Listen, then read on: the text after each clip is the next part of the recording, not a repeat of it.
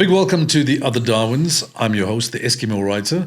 I have two special guests joining us today. One is David Grant, real estate agent for the area, Northwest Escarpment, and Wayne Janssen, owner of Adamant Car Sales, based also on Fitcoppen or Northumberland, opposite Fancourt Office Park.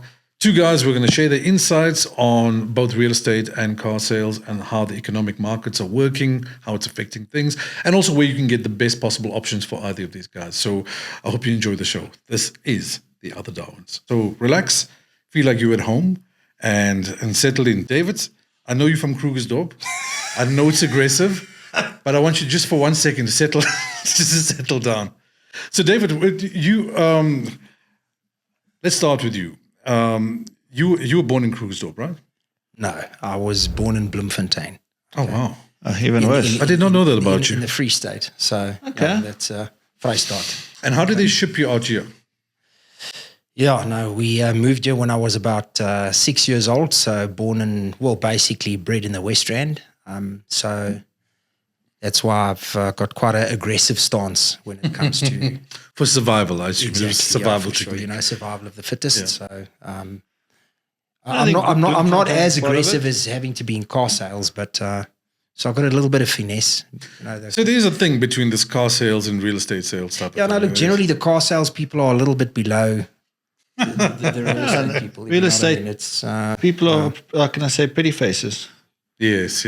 And that's it. Yeah, you Cutthroat. You guys basically just deal with gearbox oil and happy customers. Mm-hmm. Yeah, for sure. Anyway, now that the tension in the studio is started to cut, so you schooled in the West Rand as well? Yes, that's right. Yeah, we moved here when I was about 6 years old. Okay. So, because your English is pretty good. Yes, that's right. Yeah, no. So, bilingual background. Father was English, mom was Afrikaans. Sister went to English school. I went to Afrikaans school. So, heeltemal tweetalig. That's which is mooi. Really served me well. Wel, aangename kennis vir die mense by die huis. Wayne, you're from the Eastern Cape, if I'm not mistaken. Yes, correct. Like how Eastern, how Cape? From Port Elizabeth, born and bred in Port Elizabeth. Schooled that side, schooled in Grahamstown, high school in Grahamstown. Yeah. And then, after high school, moved to Johannesburg. Now, I read just in my research pack that you were... what's the word? Incredibly fucking naughty. It's cool. I won't argue that. Yeah. But you got to live life to the fullest. What's skill? You ever been expelled or no? I've never been expelled. I've always been, how can I say, better than the system. Yeah. Couldn't get caught. And that's probably the reason why I'm in the used car game. Yeah. So both of you at different points in your life came into Gauteng and Joburg. How old were you when you came here? I think 19 years old, eh? Okay, moved to Johannesburg, was here for 3 years, hated it, moved back to the Eastern Cape. Yeah. Spent all my savings, moved back to Johannesburg, and now I'm happy. Fantastic. So listen, we obviously all met at the gym, as people do. And we've got a bunch of characters that we train with, and it's interesting for us. So let's kind of start with your gym routine. Now, David, you look in good shape. So they say, it's, no, I must say, look, at the end of the day, I'm in the routine. You got to go to gym. You don't always have to train hard, but go.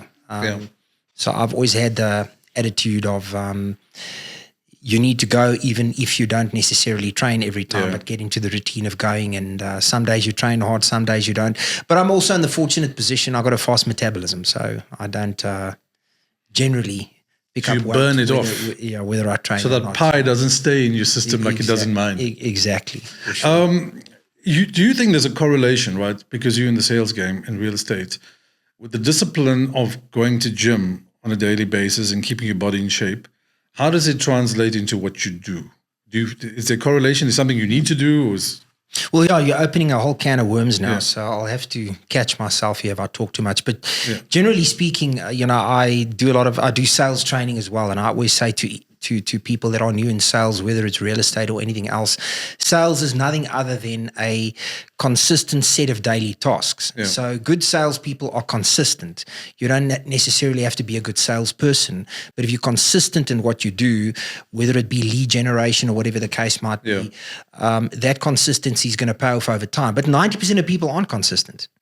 So that's why you find in, I don't know, whether it's motor car sales, real estate sales, only 10% of the people really make it, and 10% of your salespeople earn 90% of the income. In any sort of sales environment, because they're consistent, they're doing certain things. So it's about the culture of pushing to that top percentile, right? Totally. Yeah, no, in every aspect, not just in what you do. If you kind of manage your life and you're pushing for that 10 percentile all the time, in everything you do, it's easier to manifest that in what you do professionally. Right? Most definitely. I think, as you say, it's got to do with everything at the end of the day. You've got to focus on those daily activities that are going to produce it, because it's easy to get sidetracked. You know what I mean? So that's what's really important at the end of the day. And as I said, the majority of people are inconsistent. Yeah. So thank you for that. Wayne, your side, I mean, you've been doing the gym routine for how long now? I've always been on and off gym my whole life, but gym for like a year or two, take a year break. Gym for 6 months, take a year break. That's quite a long break. 3 years ago, joined the gym again, met you guys. Yeah. And every day when I want to skip gym, I know one of you are going to phone me and give me a hard time. Or the next day when I rock up at gym, Dave gives me a hard time. Yeah. So that's also the reason why I get up every morning. But I'll say not this. to get the flack from you guys. Yeah, of course you'll get flack, It's about keeping each other in check also. Your gun show is really impressive. Is it? Yeah, that's really impressive. You got some Friday. Decent guns. Friday's the one thing you day. two do share in common, and I train with you, and I say this with great admiration and respect. Why the fuck do both of you skip leg day? Why is it? Because our legs are skinny. Well, It's the reason why they're skinny. Is it? Well, Yeah. I actually think it's time you take a break again as well. For another year, we'll see you in 2027. Maybe that's the reason why I keep on hurting them. It's just Because they're just too skinny. They need a bit of work. it gets frustrating seeing your face every day. So That's what happens. it makes me aggressive. One needs a break from gym. Yeah. No, for sure. The day you skip is leg day. Yeah. So in the car game, it's obviously quite an interesting market at the moment, right? There's a lot happening, not just locally but globally. Sorry, I messed on the microphone. Oh, that's okay. That's okay. David, we'll just wipe that off. This is my time now. It's not a competition, for fuck's sake. Car game is really complex. There's a lot of global or things happening in the world that are driving global markets. Yeah. One of them is obviously the rise of Chinese produced cars, vehicles. Two is the kind of almost decentralization of US and European based manufacture, and they're obviously under heavy pressure. Yeah.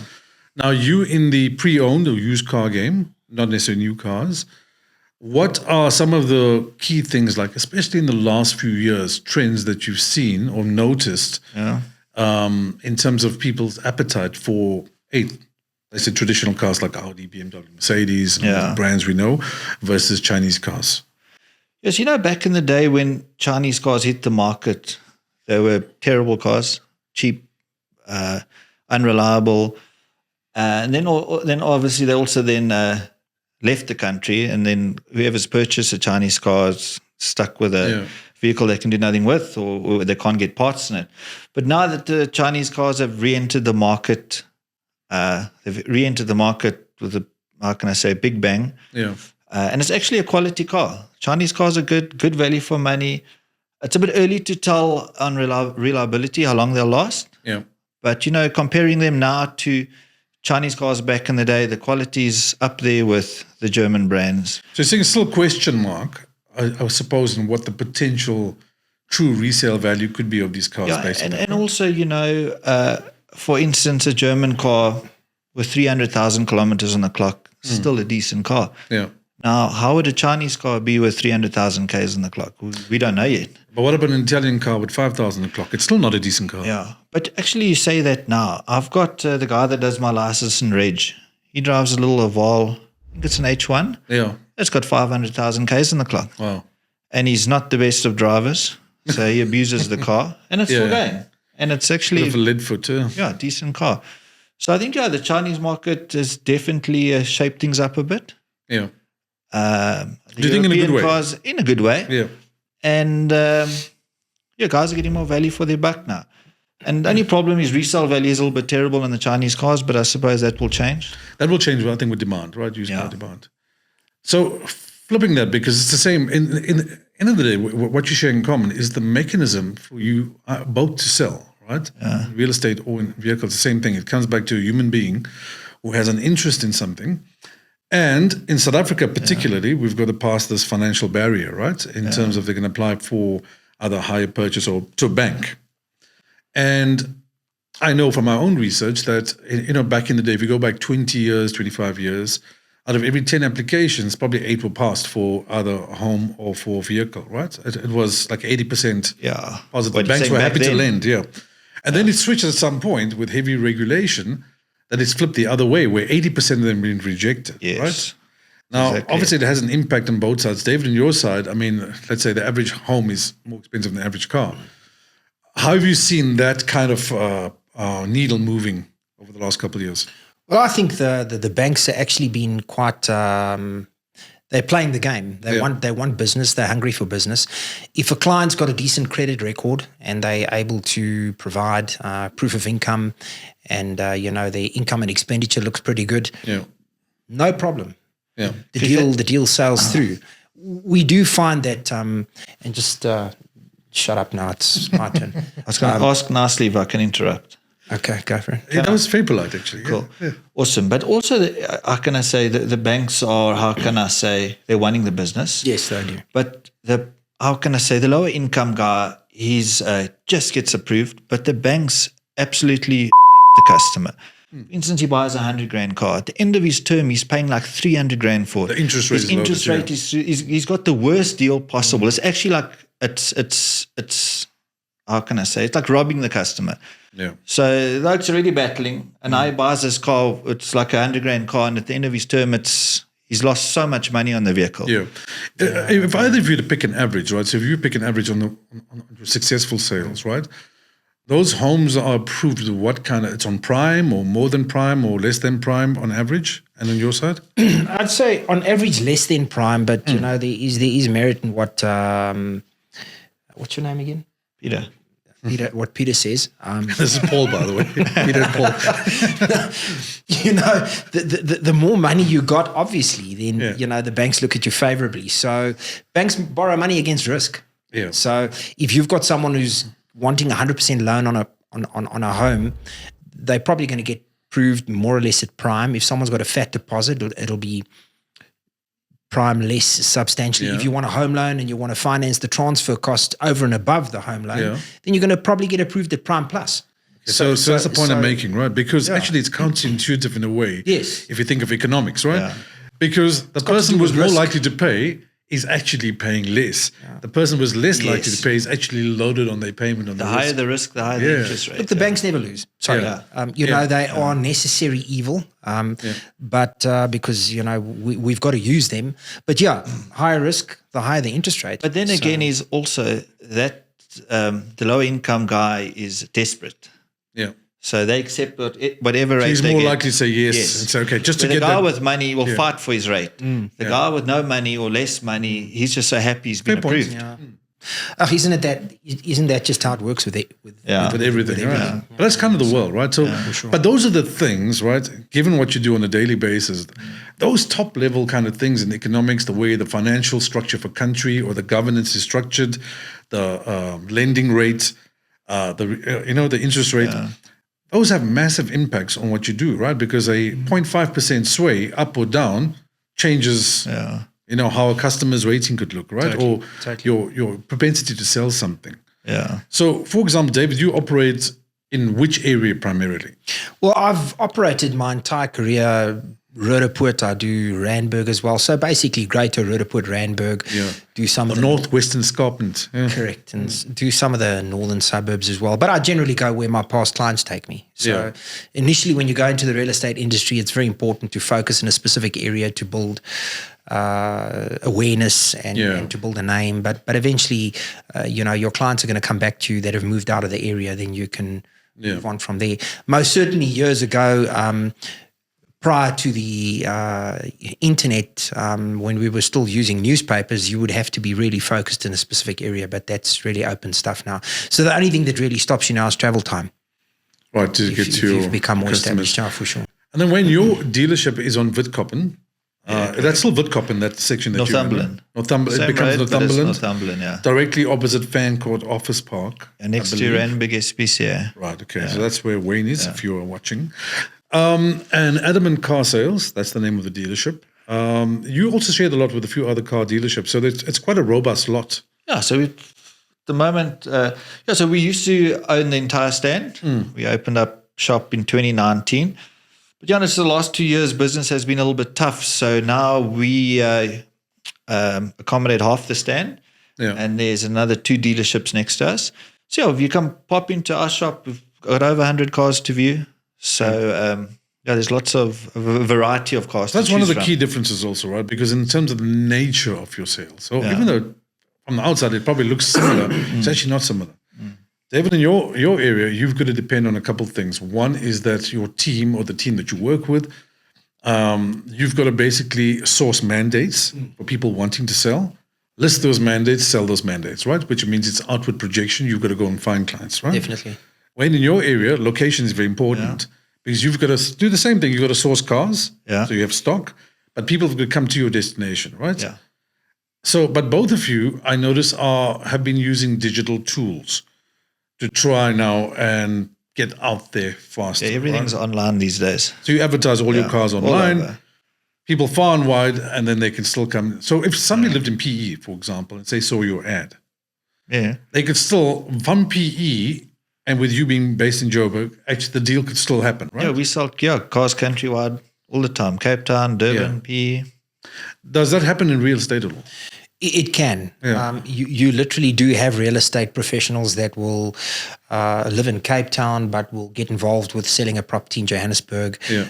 It's not always very practical. Yeah. So your more professional guys will refer out the business to each other and keep a... And how does that work? You just cut the commission, split com? So you'll refer something. Does that happen often? It does, yeah. Okay. So, just this week I had someone wanting to sell in Alberton. Now I can't drive up and down to Alberton. So contact our agent there and tell them, look, keep me covered for X% commission. You get clients where I only buy a house from Dave. So then Dave, I only buy from you, and then Dave sources me a house. Does that happen? It does, but generally speaking, people aren't very, how can I put it, loyal when it comes to a real estate agent to buy a home because that particular agent might not have the right stock. Yeah. So it's very particular. Taste meets price. Yeah, right? Definitely. You, as a real estate professional, you've got to do what's best for the customer. So I always say to my customers, if they say to me, look, I really want to buy a home from you, I tell them, no, that's great. I appreciate that. But if you do see a home through another agency that I don't have, please don't let that stop you. So you don't tell them to fuck off and beat me at the corner, fuck off, and find a new agent. No, I'm sure he does. No, I'm just kidding. But I think that referral network is important because I don't think it happens as often as we'd like to think because people compete, right? Businesses compete. But if you create a better network, right, like a better referral network, like, for example, off the bat, you wouldn't tell that the two of you could be in the same area, but the customer that you're looking at is the same person, actually. For sure. Yeah. There's two different choices he's got to make. One is his home, one is his vehicle, right? Yeah.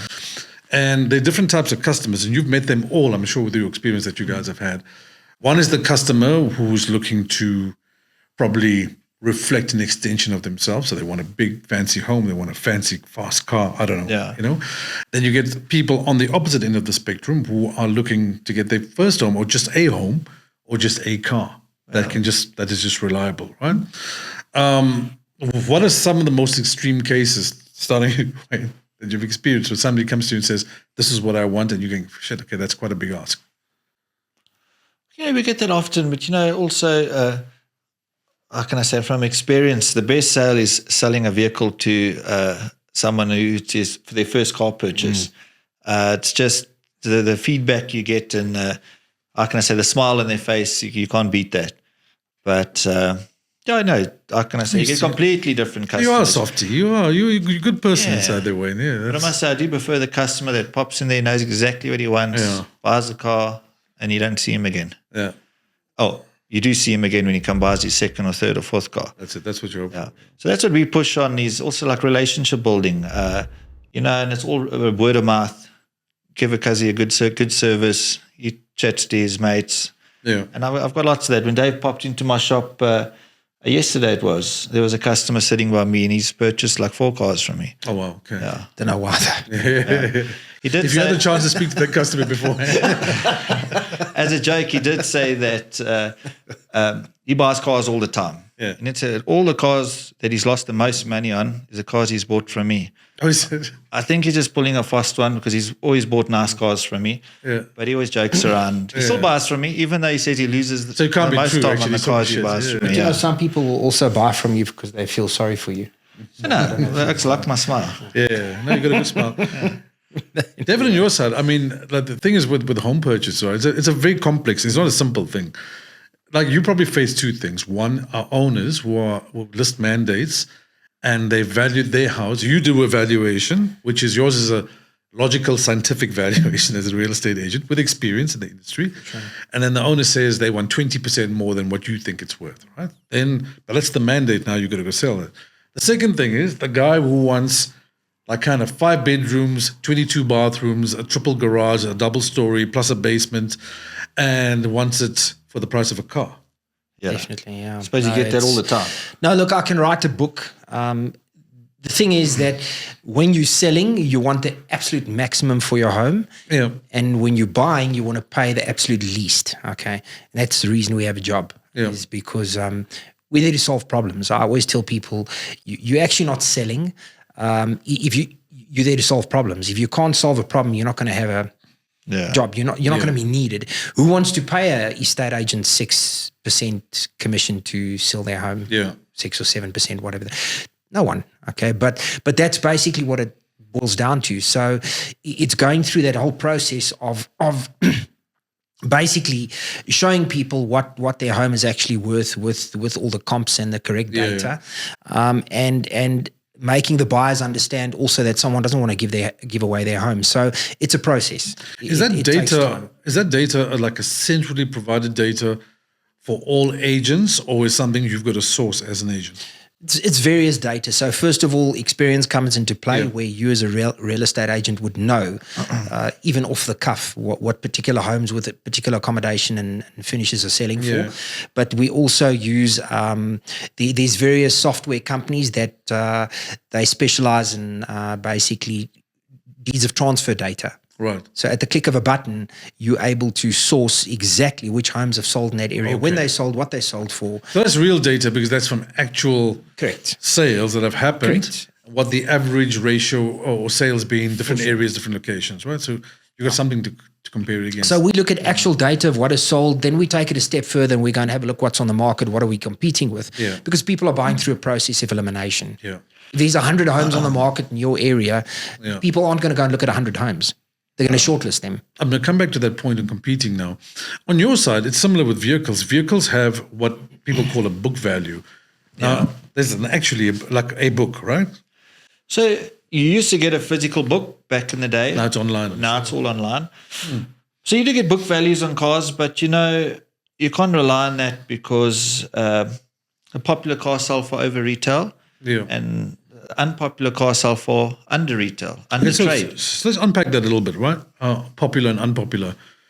This is about brand and brand equity, right? Yeah. So, for example, an Aston Martin, because of its brand, etc., if you had an Aston Martin, could sell above book value because it's an Aston Martin. Likewise, an Alfa Romeo could sell from below because they're known to be unreliable. Sorry, Alfa. Yeah. So that could be below, right, as an example. Yeah, and it's also not maybe unreliable, but great car, but the resale value is low because they're not popular, but they're also expensive to look after when they're out of warranty and out of plan. A friend once told me that Italians build shit cars. Is that true? Here we go. How can I say? Italians are pedantic, so I'm sure they build good cars, eh? You're being very nice. Yeah. Being very. Ferrari hasn't won since 2007 in F1 World Championship. I don't know how. Just say it. No, but you can't always win, eh? Just say it. It's coming. If it's got what wheels and Yeah, but then buy Alpha, it's gonna. okay, you can't win all the times. Well, I suppose look at Ducati. It's Italian. Ducati's dominating GP. Fair enough. But imagine your lot was filled with second-hand Alphas. Yeah, I'll obviously. And Land Rovers. It's all about price. So if the price is good, they'll sell. So here's my question to you. Yeah. If there's one brand, one car, then you could say, I'll fill my lot up with this particular vehicle, second-hand vehicles, because I know I can sell the shit out of them. I don't have an Alpha on my floor. Okay, but what car would it be? You see exactly. What's your first choice? So I don't buy them. I only buy them if I steal them. But I kind of stay away from the cars that aren't popular. I stick to the brands that the people like. And also I stick to the brands that if I have to repair the vehicle, it doesn't cost me a crazy amount of money. Because that's part of your cost of sales now, right? Yeah. That's so obviously when we buy a car, we make sure that we fix everything that needs to be fixed. Yeah. And cars like Renault, Fiat and Alfa, all French cars, they super expensive to fix, to repair. French and Italian. Yes, and also not all mechanics like to work on them. So then you got to take them to, a French mechanic. Do you know why that's the charge case, you by the way? through the roof. Because in the innate design of Italian and French cars, right? So let's assume the Germans have mastered a particular way to do something. Yes. The French, for whatever reason, do the opposite way. Clever. Yeah, They do the opposite way. Yeah. Like, here's the wheel. Oh, we can improve it. Don't try and improve the wheel, man. It's the wheel. And that's what Toyota is doing so well. They've got the same motor in the Hilux, call it the last 10 years. Yeah, with same brakes, same. And that's why they're so reliable. They last. Don't break And they're easy to work on. No, don't break what works. Now, have you noticed that, particular drivers in particular cars have particular attitudes? Like, for example, Ford Bantam drivers. What have you noticed? Well, Ford Bantam has just been discontinued for the last 20 years, so you don't see many of them anymore. Yeah. But hold on a second, let's David. rather say You drive a BMW Ford drivers. Bantam, don't you? No, I don't drive Ford. Okay, I never will. Yeah, is it? I drive Chev. Oh, it's a Chevy. You're either a Ford or a Chev person. Okay. Switch is he's an your one? ex-BMW driver. Chev, Yeah, but Chev what? a Chev Bucky. Is that what it's called? Chev Bucky. It's a utility. It's a Corsa Ute. Chevrolet Oh, Corsa it's a Ute. little, it's a Corsa. Yeah. So it's not Those are awesome buckies, eh? Yeah, big It's attitude, probably the small car. best half-tonner to No, buy. I can see how, you see personalities match. For sure. Yeah. Yeah. Those are good buckies. Yeah. Much better than the Nissan NP200. The Bantams are good, but the Bantams are old now. Yeah. I think they discontinued the Bantam in up 2010, 2011, around there. Okay, but let's zone in on. So if you're going to pick a car to fill your lot with, because you can sell this and there'll always be demand, what car would it be? Toyota. Which one? They're all good, eh? Hiluxes, Prados. Toyota. I specialize more in SUVs, buckies, urban cruisers. They're all good, eh? Yeah. All Toyotas are good. David, likewise for you, given your experience in the area that you've worked in, right? What's the sweet spot kind of home that if your mandate was filled with, say, 100 homes, you'd say, I want this particular type of home because this is the one that will most likely to. Look, there's hot spots in the market and it keeps on changing. Yeah. Okay, so as I sit here today, any freehold property, whether it be a freehold house, a freehold cluster, we find there's a lot of sectional title properties on the market. Market's a bit flooded. But in our case, two things are determining factors. Yeah. Correct pricing and condition. I can't stress enough to people, look after your property. Yeah. If it needs 100,000 Rand's work, it's going to affect your selling price with double or more than double. Yeah. So it's of actually what the worth cost is. spending that to get the number you want. Yeah. So, if your house has got 100 grand's work, it's going to affect the valuation with 200 to 250,000. Yeah, 100% agree. If it's got 100 grand's same with work the car. and it's in pristine condition, you're actually going to get slightly above market value. Car service history, just No, taking there's a care little of general a condition. dent on the bonnet. I mean, it costs you $3,000 to fix it. You can charge 20 grand more for the car. Totally. Because people don't want to work. Yeah. They don't want to fix your stuff. And if they have to, they're going to make you pay for it. And people don't have the money to do it either. They'd rather buy a home or car that's in good nick. And they'll even pay a little bit more. So in your for it. industry, what sells, sorry, change the subject, what sells more? Complexes or freestanding houses? Which do you prefer to sell? It all depends from area to area, and it changes. It keeps on changing. Currently, right now, as we speak, you'll probably find that freehold houses are perceived as good value. Okay. And they're selling quite a lot. Okay. The market can get flooded with sectional title. There's a lot of townhouses out there and a lot up for grabs. There's fewer homes up for grabs, if you know what I'm trying to say. And I suppose a freestanding house is more unique. Yeah. Well, and it's also, it's if you look at residential property, your most expensive residential property will be your freehold estates, okay? Yeah. Like Eagle Canyon, Featherbrook, that sort of thing. Yeah. And then after that, you got your freehold cluster estates. Then you got your sectional title. And actually your most affordable rand per square meter purchase would be a freehold house. Yeah. Oh, okay. So a lot of guys. But also then you got the security thing and you got to control of that. Well, yeah, So, but I would imagine two big accelerators for house sales or even value. One would be proximity to school, proximity to access shopping centers. Yes, that is important. No, you will definitely get people that will actually say to you, "Where's this home?" You'll go, "No, it's in Rand Park Ridge." Then they'll go, "Oh, is it above or below Bayes Nordia?" And you go, "No, it's above Bayes. No, we're not interested. It's got to be below Bayes Nordia because then we're in the feeding zone of Rand Park High." Yeah. So definitely it can make a big difference. So on vehicle sales, you have other things that influence those factors, right? One I would imagine would be available parts for a manufacturer. Yeah. That'll be like that kind of one of the key things. I suppose proximity to schools doesn't matter unless you were listed by the police. But that's not a factor. What are the other things that affect, you think, the potential to sell cars? The big factors. Outside of finance. Yeah. So I stick to the brands, but it's all about condition. And the problem is, I sell vehicles, how can I say, well-known brands, but a little bit higher mileage, but in good condition at a cheaper price. Yeah. And that's what I push on. But what I've noticed in the last couple of years is guys with their hard-earned cash, they expect a lot more for their buck.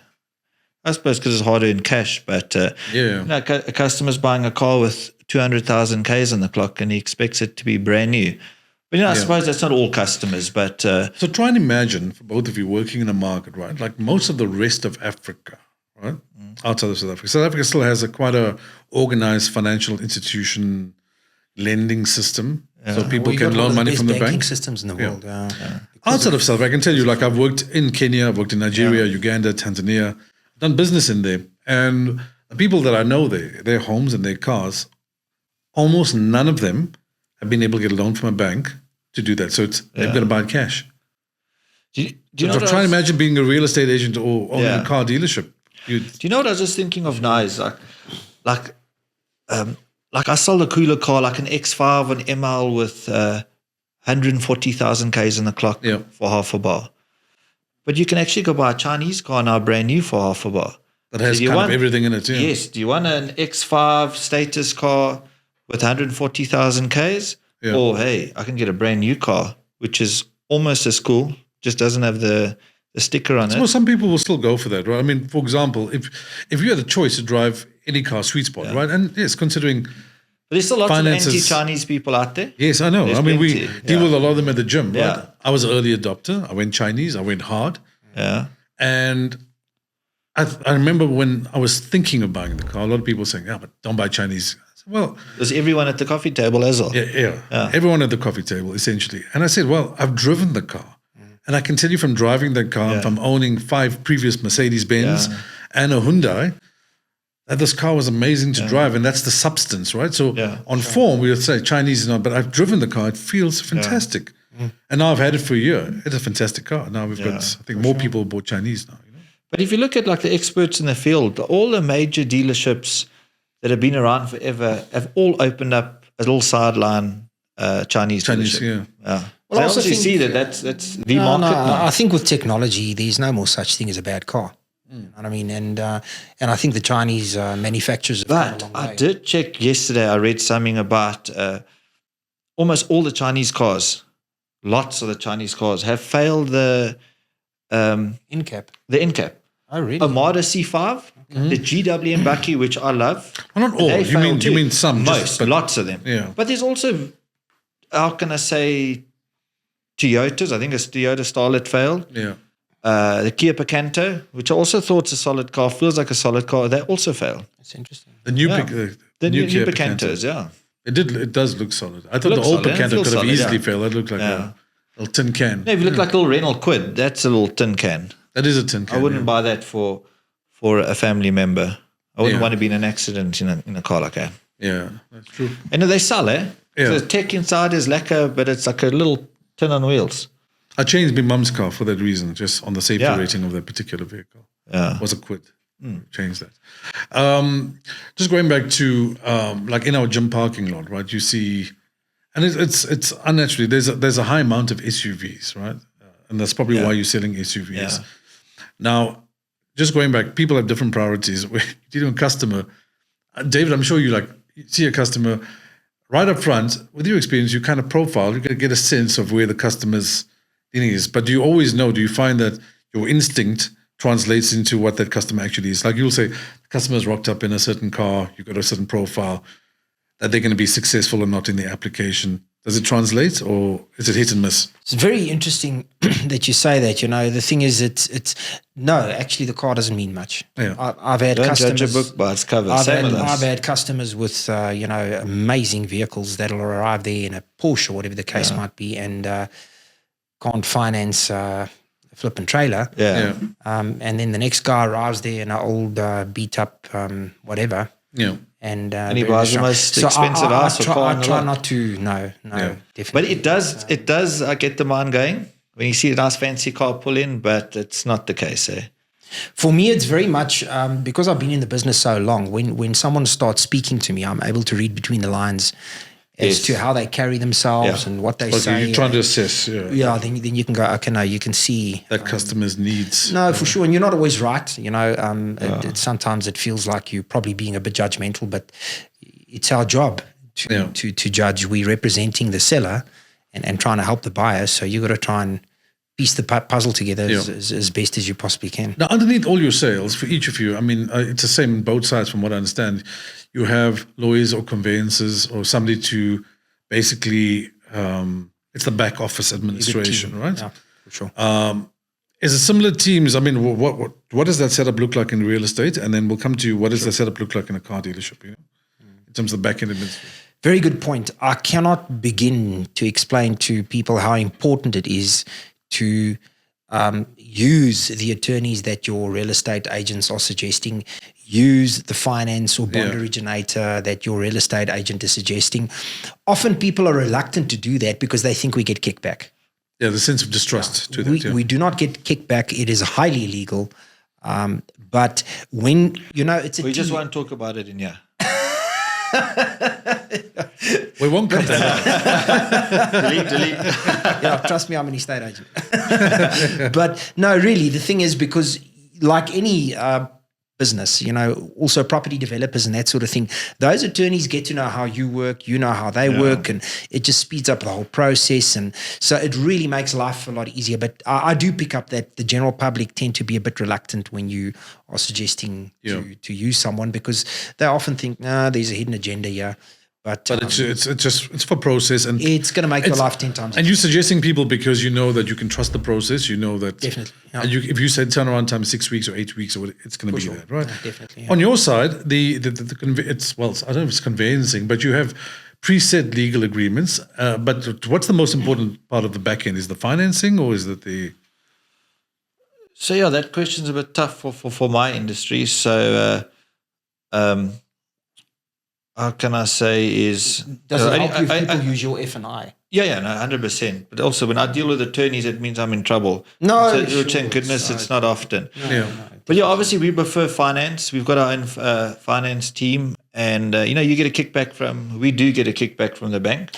So the banks push us I think, you don't use the word kickback. It's a percentage incentive. Yes. Well, we also, from our finance people, we get a percentage from it. Sorry, I'm interrupting you now. But for me, that's not the main thing. Yeah. That's not going to make or break me. Yeah. Okay. It's that our finance people are very diligent. In the car game, that's the main thing.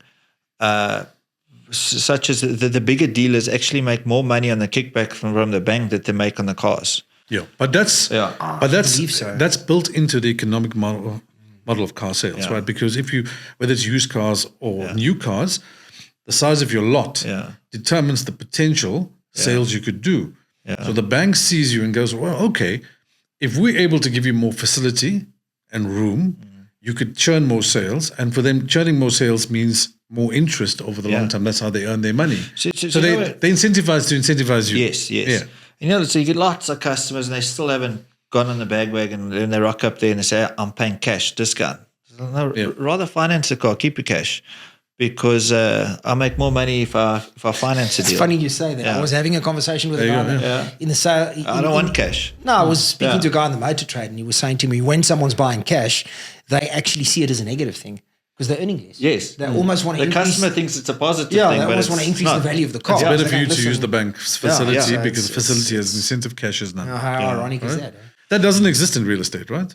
Well, what we can find frustrating in real estate is when someone phones you and they say they're buying cash, okay, immediately you are sort of, okay, let's see if they've got the money. Yeah. Because often cash deals go sideways. Because people don't have will the sign money. offers, the offer gets accepted and they ghost you. Don't ask me why, but people do that. Yeah. And yes, we do get commission from bond originators. It's not going to make or break you. Yeah.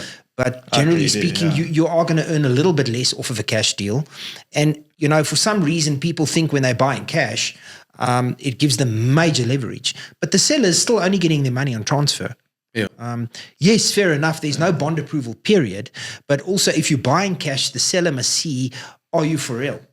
Yeah. Do you have the cash? Yeah. So...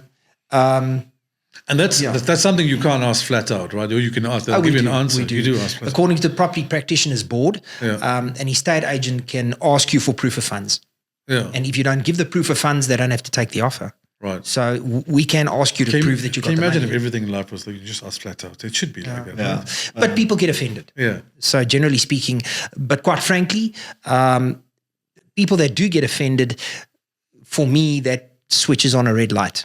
Okay. Correct, yeah. The people who really have the money will go, okay, it's fine. No, Well, it's your job to ask, right? Because you're selling a piece of Well, you have inventory. to. It's your stock. So if somebody on the floor. can't answer that question, it is Correct, a red light. It's like, why would you be offended to ask a question Well, that this is is a proper it. question? This is it. Like, you want to buy a Ferrari, can you afford a Ferrari? Correct. It's a fair question, right? Correct. And you see, for you, it's your stock on the floor. It's not my stock. I'm representing someone. Yeah. But a lot of especially newer real estate agents won't have the confidence Yeah. to actually ask. Yeah. So, but you should.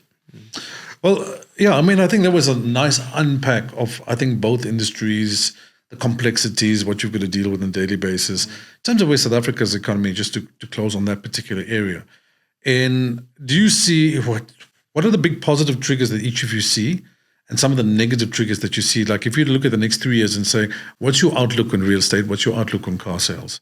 Does it look good, bad, or average? How do you see it? Starting with Dave. Look, I'm the eternal optimist. If I look at what's been happening over the last 10 to 15 years, about 7 or 8 years ago, everyone was leaving Joburg. Yeah. It's like the place had cancer. Okay, people were either going to Cape Town or going overseas, and everyone was trying to get the hell out of Josie. Yeah. And it actually got to a point where it literally started making me negative because I was like, my word, every day I got to hear how crap Johannesburg is. And every house that's on the market, no, they're leaving Joburg, they're leaving Joburg, they're leaving Joburg. And it became a feeding frenzy, okay? I love Joburg, by the way. People that were buying were sort of taking big advantage of this. That has stopped now, okay? So it's sort of flattened out. Okay. And in my opinion, we actually see reverse immigration. We see people coming back because the grass isn't necessarily green on the other side. But also lots of companies now are making you come back to work. Remember, since COVID, they were working at home. Now it's like you got to come back to the office 3 days a week. Correct. And now all of a sudden you got to come back. Definitely. And with all the challenges we're seeing, I actually see the market recovering in Joburg. Yeah. So over the last 10 to 12 years, we haven't really had much growth in property values in Johannesburg. But I honestly, with all the challenges we've got, I'm very, very optimistic. Yeah. And I reckon the market we can see stock numbers are coming down, more sales are happening. It has to get better. So I reckon it's Because I've got a general view on property for Joburg in particular. If you look at the provincial landscape, national landscape, I think Joburg still has the best bang for buck. Definitely. in terms of the valuation of properties. Totally. When you look at Cape Town or Durban, Your property prices have gone through the roof. it's crazy. And it makes absolutely no sense given the economic climate. Joburg still has kind of a lot of inventory and it's still reasonable in certain key areas. Kind of weird. So also, we sell lots of cars to, how can I say, clients in Cape Town. Yeah. Because for some reason, they say the cars are cheaper this side and in better condition. I can understand that because So the condition is better because of two or three the- cars to the a weather Cape pattern. Townian a month. So yeah, I sell lots of cars to. no, Guys from definitely. I Cape mean, Town. I always say to my clients, when Everything's they- expensive there. When my clients try and compare Joburg to Cape Town, I tell them you can't do that. Cape Town is like, that's not South Africa. It's like comparing yourself to Australia or England or whatever, because you're competing with pounds and dollars there. You've got overseas investors and people buying there. So, but I agree with you. Joburg, although we've got our problems, is very much affordable. Yeah. You can have a good life here. Yeah, we got our problems, but Yeah, my theory is like in my industry, I reckon the economy's had a big effect on my industry. Yeah. And I supply lots of cars to call it the middle income bracket. Right. And I think those are the guys that are hurting the most. So with all my, how can I say, connections in the industry, and I've got mates that sell high-end cars. The high-end cars are selling way more than, how can I say, the 200, 300, 400 Kind of mid-range. cars. Yeah. Mid-range Yeah, cars. 600,000 upwards. Those cars are flying off the floor. Yeah. See, I sell cars which are like, call it 100, between 100 and 500. And I think that market, it's like the lower, or the middle income bracket. Yeah. And I think they're hurting the most. There's a good economic reason for that. That we've got a very fast growing middle income market, but it's a debt bubble. Yeah. It's been incentivized through debt, the banks lending rates, all of that, the scale of lending, credit from multiple organizations, whether it's microloans. So it's created a massive debt bubble. So it's weird. It's a big economic market in terms of its number, but it's a very high risk economic market in terms of its potential to fail, right? So, I mean, you wouldn't necessarily know once you've done the sale if somebody's defaulted later on and that stock has been repossessed, right? You wouldn't know that. No, That's we wouldn't know. beyond your remit. Yeah. beyond the pay grade, Yeah. Listen, to close and just in closing, thank you for that, guys. I think that was very good for whoever's watching this to get a shape and an understanding. And don't forget, you can call David Grant or you can call Wayne Janssen. The details are on the screen. If you're looking for anything related to property, David, anything related to motor vehicles and pre-owned cars, you can call Wayne. Now, to close, do either of you have tattoos? Wayne, you've got a little bad boy in your... Yeah, I got a couple of tramp stamps there. Yeah. Is all the spelling correct? No. Because that's a fucker. No. No. So my late brother had this tattoo, rock and roller, tattooed on his chest, and I always gave him a hard time that he spelt it wrong. Roller. It's roller. And unfortunately, he passed away. So I thought, well, let me get the tattoo, which I gave him so much shit about. But I can tell you, he spelt it. It's from the movie. It's from the movie. Yeah. That's how the movie's Brilliant spelled. movie. Yeah, rock and roller, right? Yeah. See, back in my So it's zone. like a deep south tattoo. Yeah. Or maybe from where Dave is David, from, did you say because you had a tattoo of your rose on your back? Yeah, I've got I've only got a thing around my arm. he's also got a Playboy bunny on his back? Part of my midlife crisis. I've always thought of getting a tattoo, but I've never done it. Do you know why? Why don't you have one? I've got a beautiful dark complexion. This ebony or this mahogany, let's call it mahogany. Yeah. I thought if I put a tattoo, you're not going to really see it. No, but the hair's going to cover it. And then also, I'm half gorilla, right? Yeah. So that's what. So you put the earring in. I put the earring instead. This says I'm. You got a nipple ring? Earring. Okay. You said you had a Prince Albert. It's going south. You didn't say. No. Oh, you did. Okay, that was somebody else. You're blushing. Come on. Prince Albert. I reckon. The light off. That's where we. All right, cool. So but at your age now, when you're still in your 30s, David, you and I are similar aged. Would you get another tattoo? Yeah, well, Yeah. It's got to build the courage. I'm a little bit of a pansy. It's quite sore, I think we should all go together for a tattoo. All right. So if you had to pick a tattoo artist, let's assume we want to get a tattoo, right? These are your choices. Who's your tattoo artist? You've got a choice between Aubrey. This is your tattoo artist. So this is the guy with the needle. Or ants. You couldn't have. Those are your choices of who's got the needle and is going to do a tattoo. And let's say it's a fairly simple tattoo. Hey? Those are the two worst guys you could choose. I'll give you a third one. Let's call it. Let's see who else is a coffee table. Divian, yeah. Okay, no, I will. Divian's also a tough one, but I would go with Divian. He'll do his homework before he puts anything on his skin. Can I rather slam my penis in a door? Yeah, you can. But then who will do your tattoo afterwards? My word. I'll choose not to get a tattoo. Those are my choices, by the way. No, that's.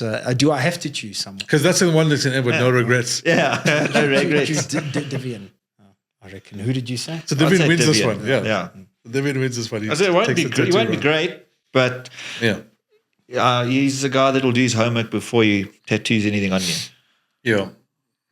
So just for by way of just my curiosity, do you have a favorite restaurant in the area? I do actually. Yeah. I sign up all my customers there. Oh, which ones? Pappuccino's. Pappuccino's down opposite Charterhouse. That's the one there opposite the school. Yeah. In Erasmus Road. No, the owner Paris, they run a very good show there, and it helps me because when I got to sign up customers, it is a nice restaurant, yeah. No, and he's a very good businessman. I mean, every time I got to sign up customers, there's obviously a play area for the kids, and no matter how busy they are, if you're a regular and you arrive, you jump the queue, and they make place for you. So that because of that, it really helps me because it's food's good, portions are good, service is good. Yeah, it's all good. And Wayne, your side? You're a Rand Park Ridge resident? Yeah, it's a bit tough for me because I got two little kids. Oh, so that dictates your choice. And how can I say, myself and the wife like to joll a bit. We like to have a bit of fun. Like to be the keg in Philly. Yeah, so we go to places where the food might be shit, but the kids have a good time, and then the parents have a good time. So Pappuccino's kind of ticks that box. It's one of them, right? Yeah, so we go to Honey Rock. I really like Honey Rock. Kids have a joll there. The food's pretty good. Beers are cold. And a place called Sunset Bistro in Muldersdrift. We frequent there quite a lot. Bistro Muldersdrift. It's like an afternoon joll when the sun drops. Is that up Bayers, not here? Yeah, as soon as you up Bayers, just over the N14, you hook a right. Yeah. And it's down that road. It's like a how can I say, outdoor setting, and when the sun drops, it's beautiful. If you hook a left, you go to Syringa Park, right? Oh, shit, you hook a right. Did I say left? Yeah. You hook a right. But I also go to Syringa Park. No, I'm saying no, if you hook a right. Yes. Left is Syringa Park, right is... Yes, 100%. But Honey Rock's got nice chicken, eh? Yeah, and their prawns are good. They make very good chicken. And their potatoes good. You? My favorite is the Sassy Italian on the corner of Scott and Vidcocken. Okay. I'm there it's on the road for me. Because I can't take the kids there. I do most of my meetings there. Sometimes I just sit there and have a coffee and just literally beautiful have a meeting view. there this afternoon. Yeah. Is it? Sassy. Next one is Spur. Spur's a winner, man. It's it's good enough. Spur, yeah. The food's good enough. It's called Lone Wolf, right? Lone Wolf. That's the one I local. frequent. So there's local stuff in the area. All about the kids. Yeah. All right. So in closing, thank you guys for joining us. It's been highly entertaining. Any final thoughts from you, David? Because you have a bloody big mouth in the gym. It's like just about to say he's been pretty good today. Yeah, he's been well behaved. Not being insulted. He's checked his aggression. Yeah. Although fucking funny story, I was on the phone with him as he was coming to the podcast, and he was saying some knob behind me is trying. And it was you. And he didn't know it was me. And then he drove around the circle. I'm like, okay, we're obviously at the wrong spot. He does a U-turn and he goes back to the entrance we were at. Yeah. And I'm like, fuck, what's he doing? So these guys almost killed each other on the way in. So this is where it started. Obviously I looked dodgy. He thought I was going to rob him or something.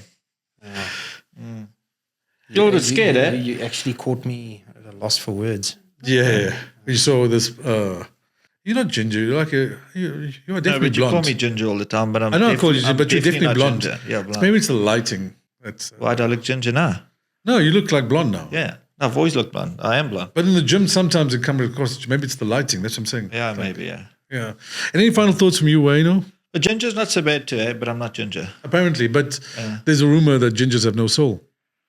Yeah, I agree with that. That's what people say. It's a stupid name, but my nickname at school was Milky. And there was a ginger, and his nickname was Cheesy. So if I was a ginger, I would have been cheesy too. But I'm not, Milky. Cheesy ginger. Do you have a nickname at school? You must have had a few. You went to Afrikaans school. What Associate Afrikaans nickname school. at school? Yeah. Soti. No, I actually didn't. Really? No, it's. I was just perfect. Oh yeah, that's what I thought. Here we too. go. I had a nickname at school. It was terrible. I'll go with the second worst one. They used to call me Lipper. So I had braces. Lipper. Yeah, but when I had the braces on, it was a weird thing. You know, the braces kind of cut your lips on the inside. So my lips are a bit swollen. Yeah. Your lipper. So it's called Kentucky Fried Chicken eating lips. So they called me Lipper. That was. I also had another nickname which I wasn't proud of. Oh yeah. I called my mate a joke. Sorry. Called my mate a jock. You know, jock's a guy. Yeah, jocks. Yeah, so cool. Sporty. Yeah. So I wrote down you jock, but I wrote down you joke. Spelled jock wrong. Fuck, for the next 2 years of my school career, my nickname You were was the joke. joke. Yeah. That's it. Small little fucking moral error. of the story, if Yeah. you're going to tease somebody, spell it right. Yes. That's the otherwise, the jock's on you. That was the worst nickname I could have had. All right, thank you guys. And yeah, we'll see you all next time on the other Darwins. I'm sure you'll be looking forward to your next episode, yeah? Yeah. Fantastic. Yeah, maybe you'll have more of a personality next time. So. And now that it's warmed up a little bit, Yeah, maybe we'll do it up I'm at the actually end. having a great time. Yeah. We should carry on. Just keep going, yeah. Speak for yourself. But it's got to end at some Okay. point, yeah.